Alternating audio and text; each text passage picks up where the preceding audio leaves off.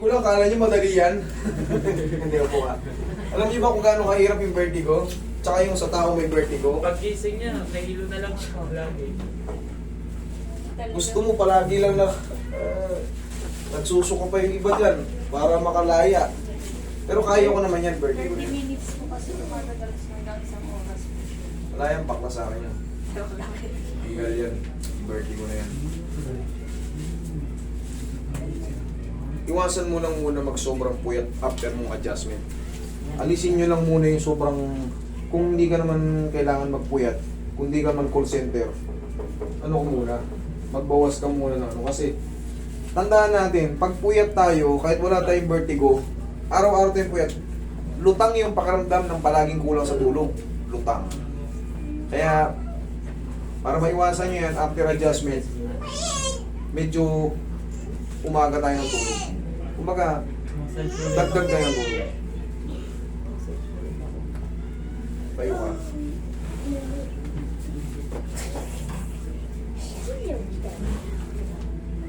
Pero kaya ko yan. Opo.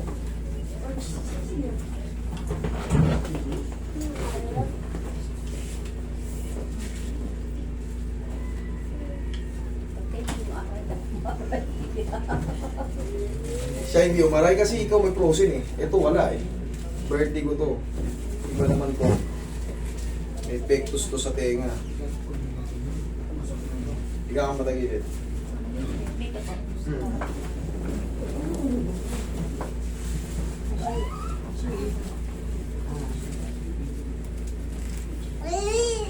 Relax na. Kabilang sa'yo.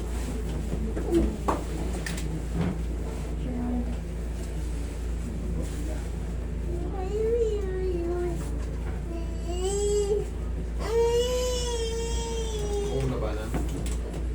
Okay na ba? Dali ah.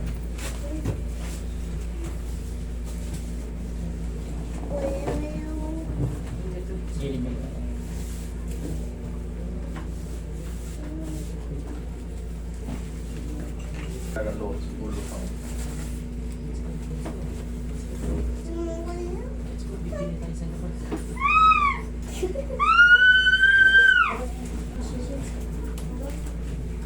Iba yung second floor, ito first floor. Ganyan, ganito kalaki. Tinanong ko, ganyan po kalaki. Yung mga Kaya ganito kasi mo, bahay. nasa 7. Ihaya ka.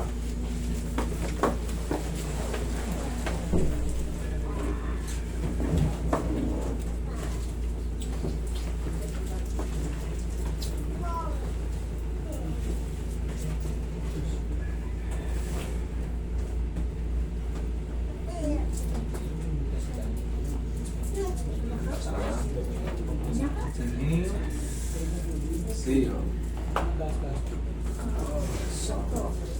Diyan ka lang na.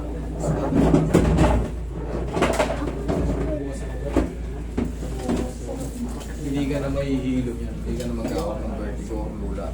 Ano po, nakukuha lang yan sa kakapunan ko. Hindi, compression yan sa mga artery dito. Pwede rin ano sa tenga ko. Yes, tapos ang balance natin magmumula sa ear. Pag sira ang ear natin, sira ang balance natin. Kaya nga pagka nagbe-vertigo tayo, sinicheck yan ng ENT. Inisilip yung tenga natin. May problema. Pero, isa sa pinagmumulan yan, yung mga artery natin na naiipit dyan. Okay po.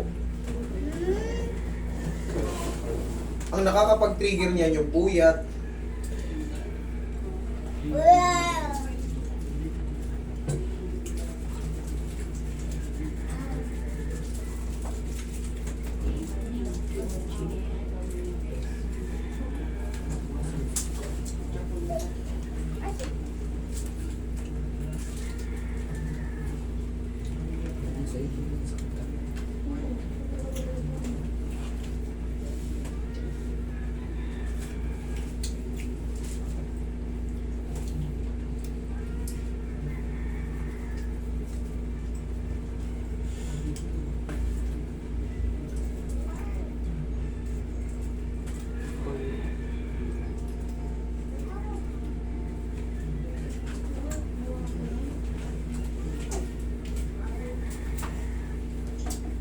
Bawas ka lang muna pansamantala ng sobrang puyat. Ilang mga oras ka ba natutulog? 4:30? Hindi po. Hindi. 12 Mga 3 lang. Pagkatapos lang ng live set. Okay. Mga 12 lang ganyan. Opo. Okay, mga 11 pwede na yan. 11, 10:30, pwede na yan. Huwag ka lang muna pansamantala lang naman. Para lang masanay na ano. Kasi nakakapag-trigger yan yung... Kasi pag normal kang puyat, palagi kang puyat. Parang palaging lutang tayo eh. Pag palagi tayong kulang. Natulog ka ng 12, gising mo 5. Ay, hindi po pag 12, 8, 9 po yung... Ayan, okay. Kala ko naman maaga. Kasi pagpapasok naman po siya 12 lang po. Okay. Pwede naman. Kala ko naman 12, tulog, tapos gigising na madaling araw, Hindi po, pasok sa 10 trabaho. ganyan. Kulang-kulang. Pero kung ganyan, okay lang yan. Hindi yan puyat. Nababawi naman pala eh. Huwag lang yung tulog ka ng 1:00, 2:00. Tapos, Gising alas 5. yan, ganyan. Siyempre, less na less yung tulog. Tapos, ililigo mo yun yung mga mahilig nasa trabaho. O, check mo ngayon kung nahihilo ka pa.